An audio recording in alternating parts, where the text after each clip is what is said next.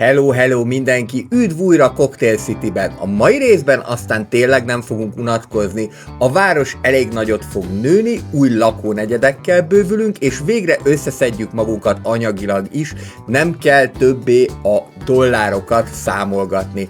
De nem csak az építkezésekről lesz szó, belevágtam, már itt látni is lehet, egy gyönyörű városi park kialakításába, ahol majd a lakók sétálhatnak, piknikezhetnek, és persze mi is gyönyörködhetünk majd benne. És ez még csak a kezdet, ma megnyitjuk Cocktail City legújabb büszkeségét, a saját vasútállomásunkat, amihez egy vadonatúj villamos hálózat is csatlakozni fog, annak érdekében, hogy a későbbiekben kialakuló városközpont igazán modern és élhető legyen. Sőt, hogy a forgalom is simán pörögjön, még egy szép villamosos körforgalmat is föl fogunk húzni, pontosan azért, hogy ne legyen káosz a csúcsidőben sem.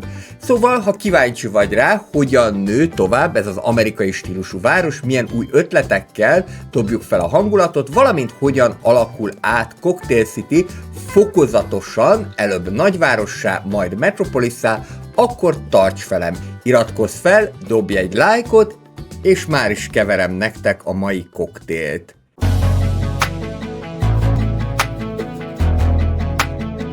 Ahol pedig így immediás rész, vagyis a dolgok közepébe vágva sikerült építkezni, az Martini városrész. Itt már egy-két signature buildinget fölhúztam, de arra gondoltam, hogy akkor tegyük teljessé ezt az irodai negyedet. Egyrésztől azért, mert a bevétel szempontjából ez mindenképpen jól fog jönni. Most már, mivel 8. szinten vagyunk, elérhetőek a kis iroda épületek. A nagy iroda épületek azok majd csak a 10. szinten lesznek elérhetőek, és mindezt kiegészítem egy ilyen steakhouse-zal is. Itt eléggé sokat próbálgattam egyébként, hogy a Leisure Venues signature buildingei közül mi az, ami ide illik, mert sajnos a játék még nem jelzi ki azt, hogy milyen mérete van ezeknek az épületeknek, úgyhogy volt egy pár köröm, mire sikerült megtalálnom a megfelelő épületet. Természetesen majd a commercial típusú signature buildingekkel is probléma lesz, de erre majd később térek rá, amikor ez a probléma valójában jelentkezni fog. Itt akár ezt egybe is be lehetett volna építeni, még mindig a Martini negyed környékén vagyunk, de arra gondoltam, hogy akkor azzal a vegyes megoldással élnék, hogy legyenek sorházak, medium rezidentálok, és még a mixed housingot is, vagyis a szolgáltató házakat is ide fogom varázsolni, pontosan azért, hogy ne legyen unalmas ez a rész, illetve még ide a nagyméretű épület is el fog férni. Nyilván ezt mindig az határozza meg, hogy az adott stílusnál milyen épületek állnak rendelkezésre. Például a dél-nyugat-amerikai, most már lassan meg fogom tanulni, hogy ez nem dél-amerikai, hanem dél-nyugat-amerikai típusú épületekből nem állnak rendelkezésre 6x6-os medium rezidentálok, úgyhogy itt akkor a high density rezidentált fogjuk előnyben részesíteni, és mindenképpen a vegyes építkezésre fogok rámenni, ezt azért nálam már megszokhattátok. Az is igaz, hogy ha majd rátekintünk a térkép egészére, akkor látni fogjuk, ugye ez egy olyan város, ahol eleve megkaptuk Vancouver térképét és a hozzá kapcsolódó úthálózatot is, szóval, hogyha majd ránézünk a térkép egészére, akkor látni fogjátok azt, hogy nagyon sok olyan rész van, ahol viszont majd low density rezidentált kell beépíteni. Elég sok helyen majd ilyen kisebb utcák lesznek, olyan utcák is, amik nincsenek teljesen lezárva, oda majd be lehet építeni a különböző küldösszekeket, hogy oda inkább ilyen kertvárosi részt képzeltek el. De természetesen még nem akarok semmit sem előre megjósolni, vagy prejudikálni, mert hogy hogyan lesz majd ez a város, az menet közben fog eldőlni, és az az igazság, hogy ilyenkor a legnehezebb még építkezni, amikor még ilyen fejlődő stádiumban van a város, a későbbiekben már adni fogják magukat a feladatok, de most elég sokat ültem fölötte, mielőtt elkezdtem volna egyáltalán a videót elkészíteni, hogy végül hogyan, merre fejlesszük tovább ezt a város, de ahogyan az epizód címe is mutatja, mai alkalommal sínre fogjuk tenni az amerikai álmot, amely mind a pénzügyekben, mind pedig az építés szempontjából meg fog mutatkozni Cocktail Cityben. Egyelőre ott vagyok, hogy próbálom az ilyen közöket értelmesen kitölteni. Szerencsére erre már eléggé sokfajta dekorációs elem létezik, és maga a két amerikai csomag is szerintem baromi jól sikerült. Nyilván volt ebben egy kicsi tudatosság is, vagy lehet, hogy azok a modderek, akik összerakták az amerikai csomagot, éppen ők voltak, akik a legtöbbet beletették a különböző modolt tartalmakról. Itt a Region Packs-es tartalomra gondolok, egyébként majd tervezek még egy összehasonlító videót a későbbiekben, hogy melyik milyen szempontból számít erősnek, illetve mik az esetleges gyengességei. Viszont ebben a városban, Cocktail Cityben teljesen az amerikai stílus fog érvényesülni, tehát itt nagyobb részt amerikai épületek fognak épülni, nem akarom ide behozni az európai stílust. Jelenleg az Andrews City Life csatornáján hétfőnként heti váltásban jelentkezik 3 város, Cocktail City, az amerikai stílussal, King's Cross, a brit stílussal, illetve a múlt héten elkezdett, és már is azt mondhatom, hogy nagy sikernek örvendő Sunnyday, ahol pedig egy horvátországi folyóparti térképen egy igazi mediterrán hangulatú várost alakítunk ki. Itt viszont Cocktail Cityben az amerikai típusú épületek fognak érvényesülni, és jelenleg fizikailag is elkülönül az amerikai stílus, ami azt jelenti, hogy a város északi részén találhatóak a dél-nyugat amerikai stílusú, texasi, floridai stílusú épületek, és a városnak a déli részén pedig az észak-kelet parti, New York, Chicago stílusú épületek. Itt pedig, mivel várhatóan eléggé nagy lesz a forgalom, úgy gondoltam, hogy akkor egy felüljárót beépítek, és hát először így sikerült megalkotni ezt a felüljárót, aztán rájöttem, hogy ez nem feltétlenül szimmetrikus így, tehát próbáljunk valamilyen szimmetriát legalább ebbe a történetbe belevinni, nehogy már szegény matematika, illetve technika tanárok idegbajt kapjanak, hogy nem szimmetrikus a felüljáró, úgyhogy most azt próbáltam meg, hogy negyedével, vagyis 2,5 távolságokkal szépen fokozatosan levittem ezt a felüljárót, még így sem lesz tökéletes, de már majdnem szimmetrikus, és hát nem is mondanám azt, hogy könnyű ezt itt megépíteni, mert mindenképpen hozzá akar ragaszkodni a másik részéhez. Ez a CS1-ben sokkal jobban működik még mindig, mint a CS2-ben, most ebből kell főznünk, tehát egy ideig még így fogunk felüljárókat építeni. Közben ki is világosítottam, és akkor így már jobban lehet majd látni, hogy mi is készül itten.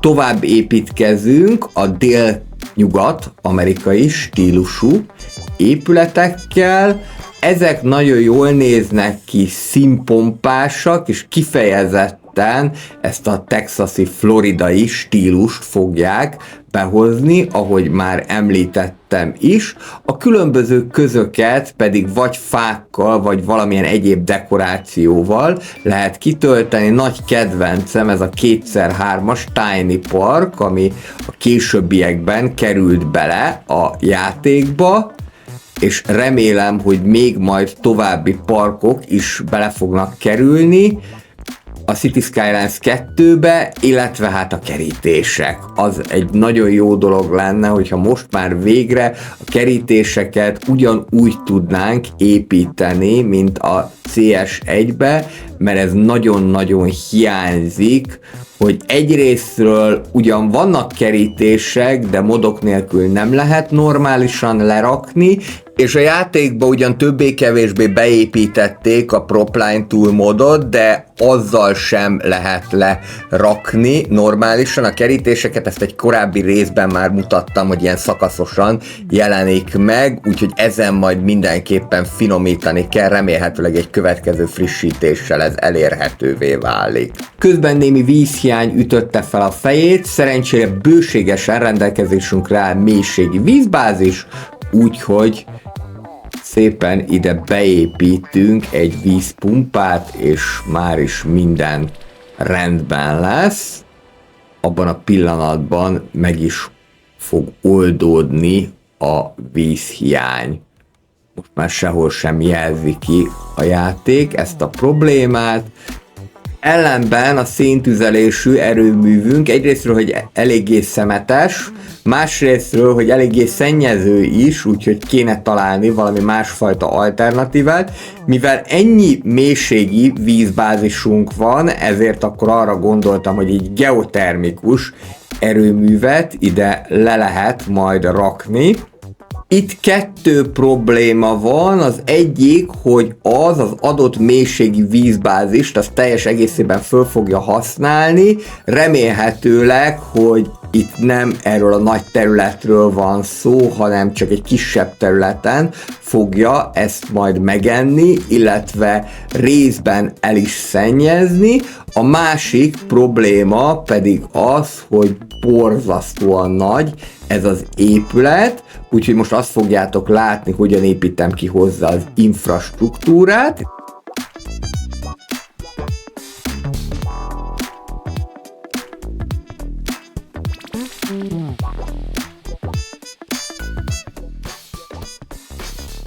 Itt átépítettem az autópályának ezt a részét, mert azt akartam, hogy ne legyen szintbeli kereszteződése az erőműhöz vezető úttal. Még egy kicsi tereprendezés itt szükséges, úgyhogy föl fogom emelni itt a terepet.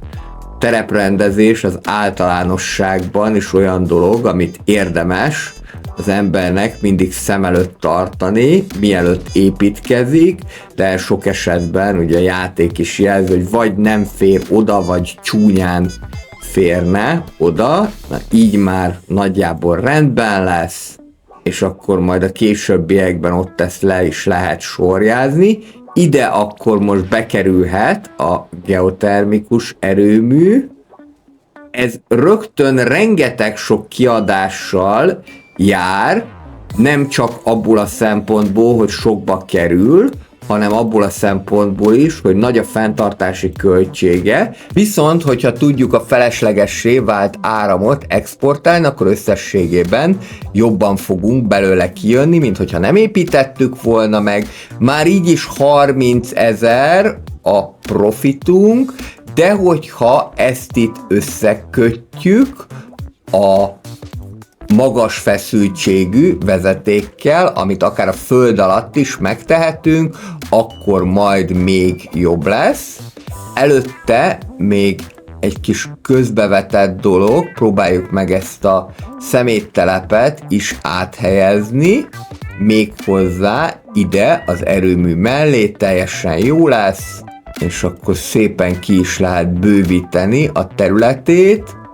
Sajnos csak addig a barnás-pirosas körig. Nem is értem, hogy miért nem lehet nagyobb az a szeméttelep. és ez is ilyen lassanként megy, de végre sikerült. És akkor most, hogy ezzel megvagyunk, na most jöhet a távvezetéknek a megépítése is. Itt nézegetem, hogy hol van nagy feszültségű vezeték, nem olyan bonyolult az áramellátás, mint a Workers and Resources Soviet Republic játékban, viszont arra figyelni kell, hogy van az alacsony feszültségű, vagy kis feszültségű, illetve a nagy feszültségű vezeték. A magas feszültség kifejezést a mérnökök, fizikusok általában nem szokták szeretni, miután teljesítményről beszélünk, ezért a teljesítmény az nem lehet magas, csak nagy. Most már sokkal több áramot tudunk exportálni, és ennek következtében a bevételünk is igencsak szépen megnőtt. A következő probléma, ami viszonylag egy új keletű probléma, eddig még nem találkoztam vele, de azért nem találkoztam vele, mert hogy nem voltak eddig igazán commercial signature buildingek, pontosabban nem tudtam őket megépíteni, hiszen, mint egy korábbi részben már mondtam, igencsak kemény feltételeket kell teljesíteni ahhoz, hogy a játékban alapból elérhető commercial signature buildingeket te meg tud építeni, és ebben hozott egy nagy változást a Leisure Venues nevezetű fizetős kiegészítő, ahol több mint 20 commercial signature building áll rendelkezésre ahhoz, hogy városodat szebbé és jobbá tedd.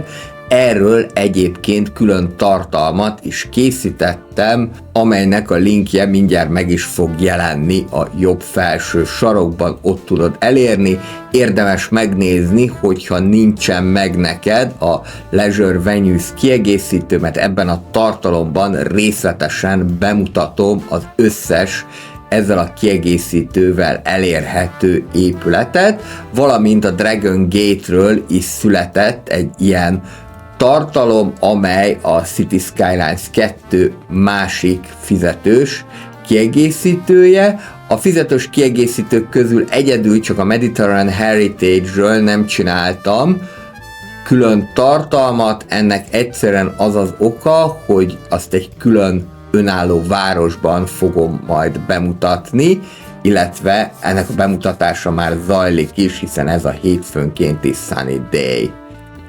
Tovább fejleszgettem a várost ugyanezzel a vegyes megoldással, középen sorházak, ezek többé-kevésbé beépültek, néha volt vele pici probléma, de hát ezt már megszokhattuk, de a végére sikerült rendesen ezt visszaépíteni, és ide pedig még a teaházat is leraktam, mint signature buildinget, de hogy szavamat ne felejtsem, hogy mi a probléma ezekkel a signature buildingekkel. Ha te nem unlock all módban játszol, akkor ezek a signature buildingek, az egyes szintek elérésével ugye fokozatosan jelennek meg, és csábító dolog őket lerakni. Egyrésztről, mert igencsak jól néznek ki, másrésztről pedig azért, mert hogy extra tapasztalati pontokat fognak adni, ráadásul teljesen ingyen.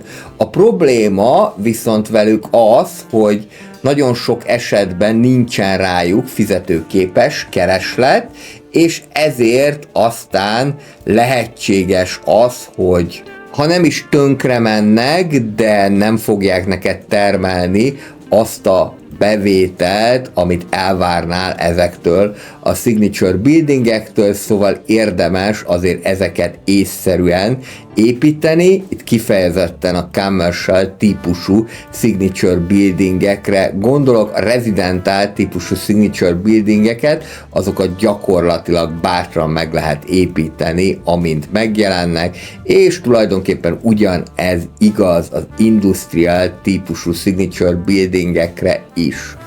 Közben itt elkezdtem kialakítani egy újabb városi parkot.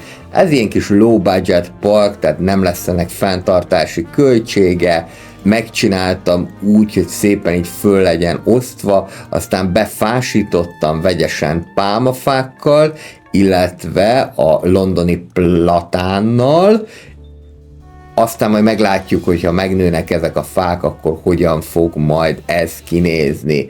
Ami még problémaként mutatkozott a városban, az a kevés parkolási lehetőség. A 424 rendelkezésre álló helyből 423-at kihasználtak, úgyhogy pont itt volt az ideje egy új parkolót építeni, ez újabb 220 férőhelyet fog biztosítani Cocktail City lakosainak, viszont úgy gondoltam, hogy felesleges kiadás az az, hogy minek is tartunk föl 2 kis klinikát és egy nagyobb klinikát ebben a városban, úgyhogy az egyiket nyugodtan meg lehet szüntetni, és a másikat is egy picit áthelyeztem, annak érdekében, hogy ezt az üres részt itt megfelelően be lehessen majd építeni. Természetesen házakkal, hiszen most a legnagyobb igény a rezidentálokra van, ami egyébként a játéknak ebben a korai középső szakaszában teljesen normális is. Talán egy jó dolog lenne, hogyha már ennyire tolják a CS2-ben a medium rezidentálokat, hogyha a medium commercial is megjelenne új elemként, ugyanis az nagyon látszik, és hogyha ennek a városnak az egészére ránézünk, főként, hogy amerikai stílusú, hogy lépten nyomon visszaköszön benne a SimCity-s életérzés, és itt a SimCity 2013-ra, vagy SimCity 5-re gondolok, amelynek a grafikája egyébként hibátlan volt, de akár a SimCity 4 is eszünkbe juthat. Újabb kis sövénykerítés, kerítések hiányában egyelőre így oldom meg az egyes területek lehatárolását, illetve itt még be lehet fásítani. Ide a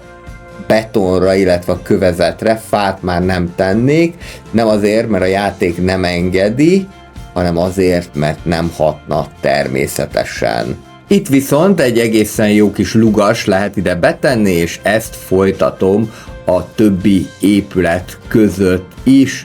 Szerintem sokkal természetesebben fog ez így hatni, mint hogyha csak üresen hagynánk ezt a zöld felületet. A játékba előző év decemberében jelentősen bővítették a rendelkezésre álló parkolóknak a számát.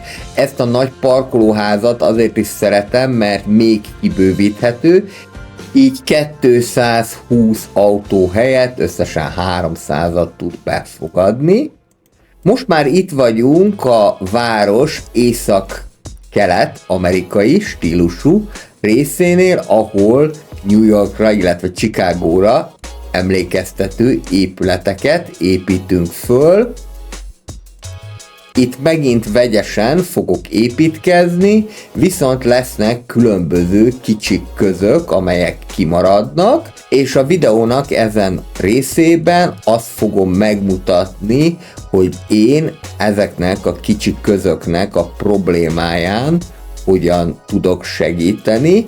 Egyrésztről vannak ezek a nagyon apró, legalábbis a City Skylines 1-ben megszokotthoz képest valóban nagyon apró kis parkok, amiket föl lehet használni a közkitöltés, milyen szép szó, megalapozásához, másrésztről pedig ki lehet terjeszteni ezeknek a területét, úgyhogy most pontosan ez fog történni, hogy szépen megfogjuk, és ezzel az eszközzel kiterjesztjük ezeknek a parkoknak a területét, így még az sem fog látszani, hogy ezt a jobboldali parkot csálén tudtam csak lerakni, kicsit ferdére sikerült, de nem nagyon engedtem máshogy a játék modok nélkül lerakni, Ennél a módszernél, amikor így kiterjesztem a területet, egyetlen egy dologra kell csak vigyázni,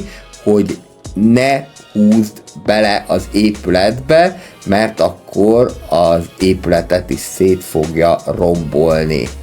A másik pedig, hogyha ilyen hegyes terepen építkezel, akkor célszerű figyelni arra, hogy a különböző propok azok ne süllyedjenek bele a talajba, tehát úgy kell megépíteni őket, hogy ezek szintben legyenek, mert máskülönben eléggé rosszul tudnak kinézni. Kell egy kicsit próbálgatni, de a végeredmény szempontjából mindenképpen megéri a ráfordított időt. Még ezt a másik oldalon is el fogjuk követni, de ide már nem játszóteret fogok tervezni, hanem megpróbálok válogatni az egyéb rendelkezésre álló propok közül. Azt gondolom, hogy ezek a hordók még határesetnek számítanak. Elmennek ide, illetve egy kis dohányzó asztalkát is le lehet ide rakni, rögtön 2 székkel, és a többi helyre pedig jöhetnek a virágágyások. Közben nézem, hogy milyen szépen beépült ez a rész, és ez a High Density Residential a maga piros színével igazán impozánsan néz ki, nem is beszélve a mellette található zöldtetős házról. Következő napirendi pontunk gondjai vannak Cocktail City lakosságának a bűnözéssel, úgyhogy akkor építsünk még egy rendőrséget. A takarékosság jegyében én ezt a Modern Police Station-t választottam, amely a 2024. december 2-án megjelent Modern Architecture Content Creator Pack-kel elérhető. Erről is külön készítettem egy tartalmat, ezt is érdemes megnézni, nem több mint 15 perc. Itt pedig akkor mehetnek tovább a fejlesztések, mivel ez már amúgy is egy kertvárosias jellegű része a mi kis Cocktail Citynknek, ezért akkor a különböző Southwest Low Density rezidentálok mehetnek ide is.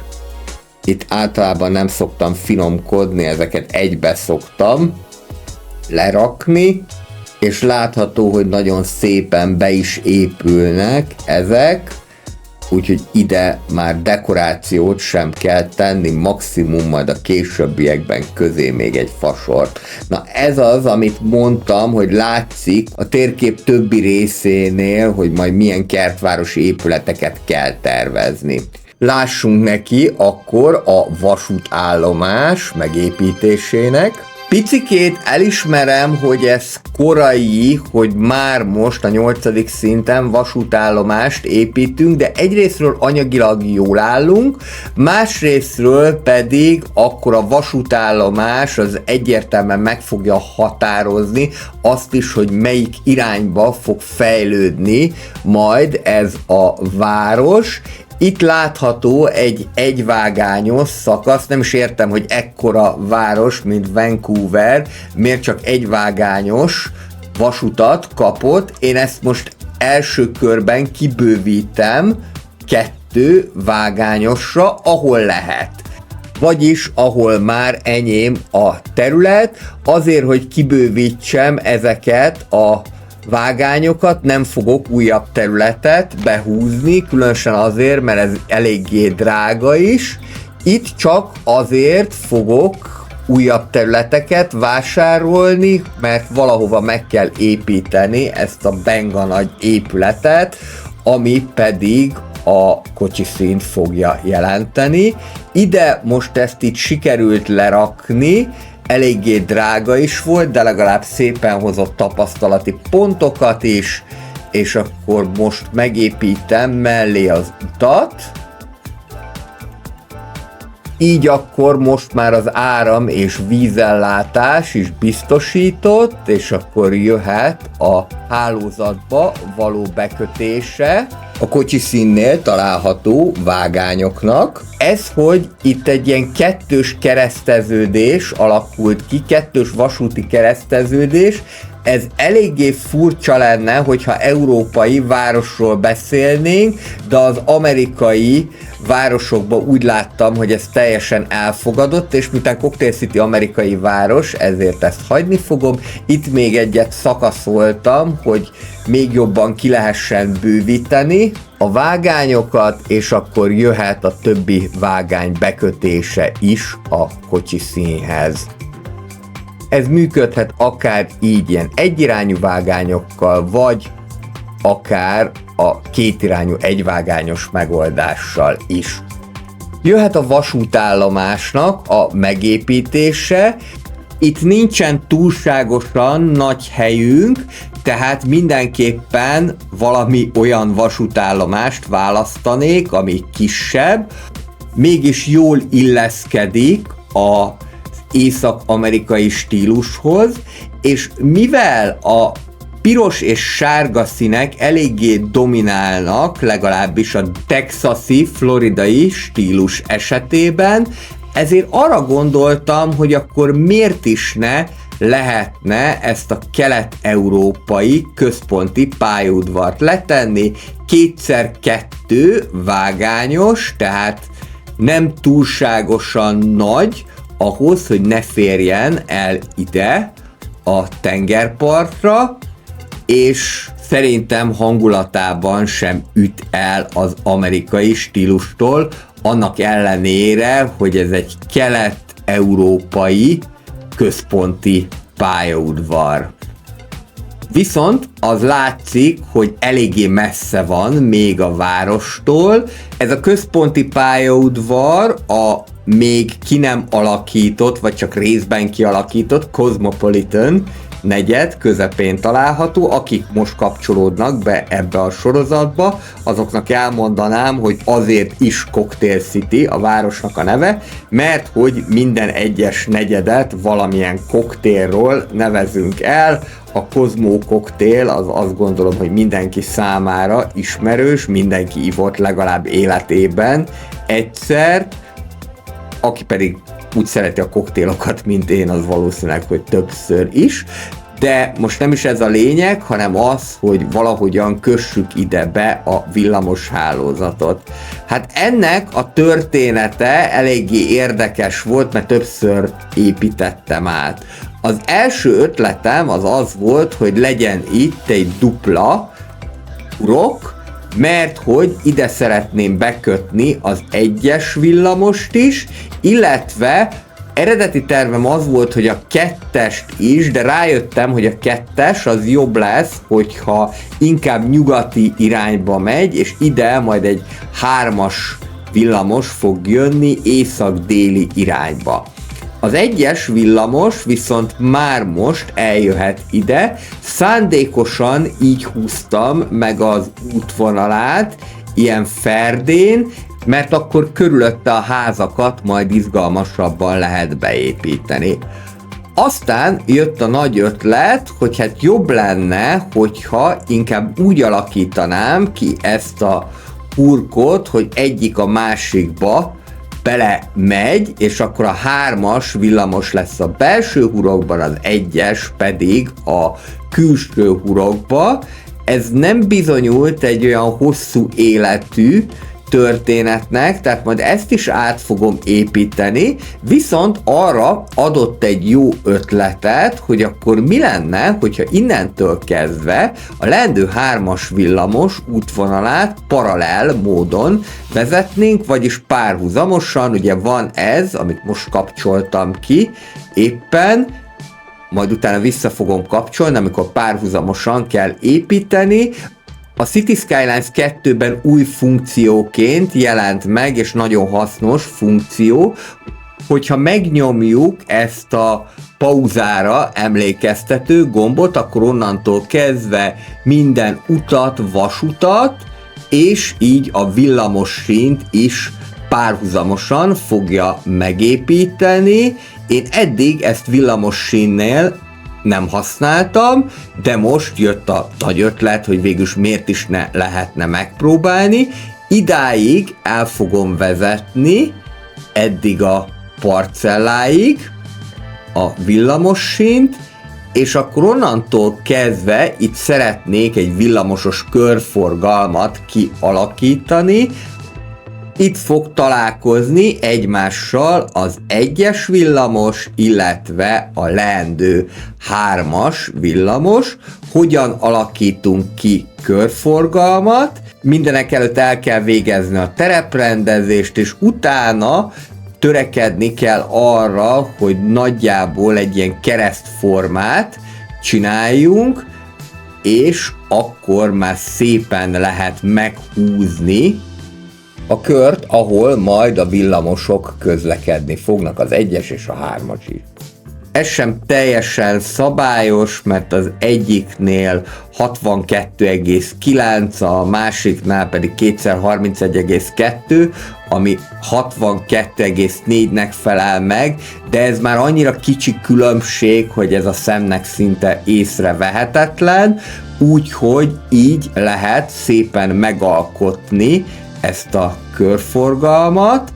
Ide majd valami szobrot fogok tervezni a közepére, vagy valami emlékművet, monumentumot, ezt majd még kitalálom, illetve hogyha a Bridges & Ports-al jönnek be majd újabb propok, vagy esetleg valami újabb használható cucc, akkor azt fogom majd betenni a közepébe. Minden esetre itt fog egymásnak majd rendezvút adni az 1-es villamosnak a meghosszabbítása, illetve a leendő 3-as villamos, úgyhogy ezt a részt majd kiemelt projektként fogom kezelni, ide nagyon fogok figyelni, hogy mi az, amit beépítek, lehet, hogy valami parkos rész lesz, de az is lehet, hogy majd akár signature buildingek között fognak ezek a villamosok elsuhanni, ezt majd még a későbbiekben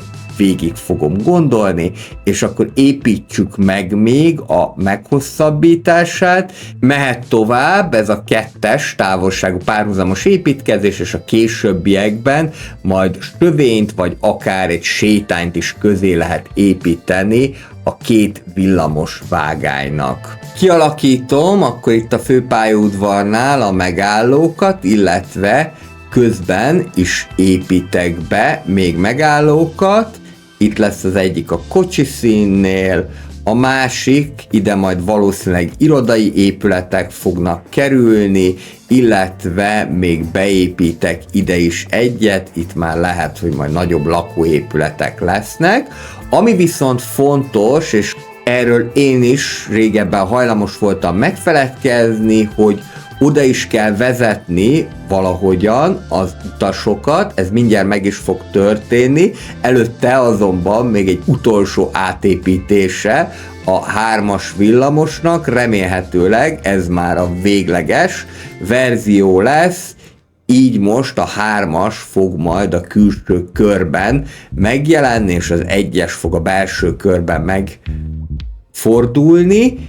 Itt pedig akkor, hogy oda is vezessük az utasokat, így megépítem az odavezető gyalogutat, itt már feles távolsággal próbáltam emelkedni, illetve ereszkedni, vagyis 5 méter az, amit egy szakaszban ereszkedett a felüljáró, aztán az jutott eszembe, hogy tulajdonképpen nyugodtan lehetne itt is majd egy csavaros megoldással levezetni a felüljárót, a másik oldalát is meg fogjuk építeni, itt már viszont mindenképpen a helyhiány is azt indokolja, hogy kanyarban ereszkedjünk le.